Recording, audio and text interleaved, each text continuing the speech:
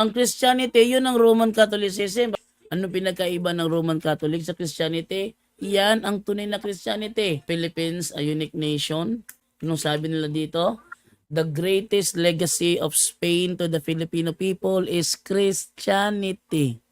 Specifically, the Roman Catholic religion. Mga Christianity, mga ano na lang yan, mga Protestante na lang yan, mga yan.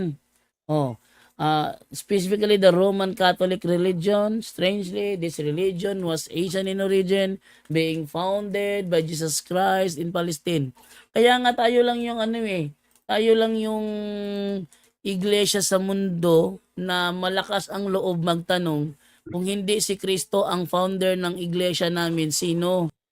Walang pinagkaiba ng Catholic at saka Christianity, the same lang Yan, Roman Catholic Church. Sabi dyan, the Roman Catholic Church is the original and still the largest Christian church.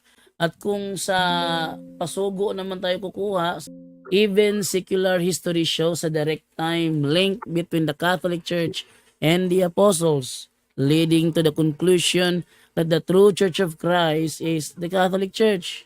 The Church of Christ has thoroughly become the Catholic Church, although writers and historians continue to treat both as synonymous. Ngayon, yung mga nagkiklaim na sila iglesia ni Kristo, pero hindi sila yung naging Katoliko, hindi yan ang tunay na iglesia ni Kristo.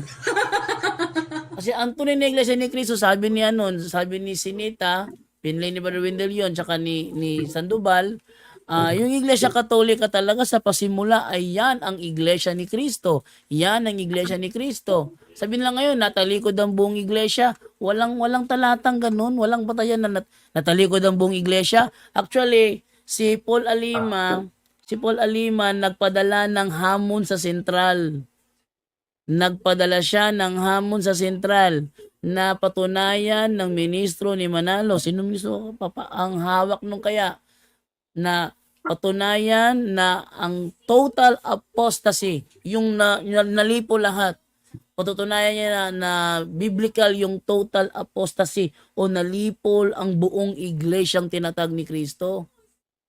Alam mo, ati sabi na walang ministrong sumagot. Hanggang ngayon walang response ang sentral ng INC doon.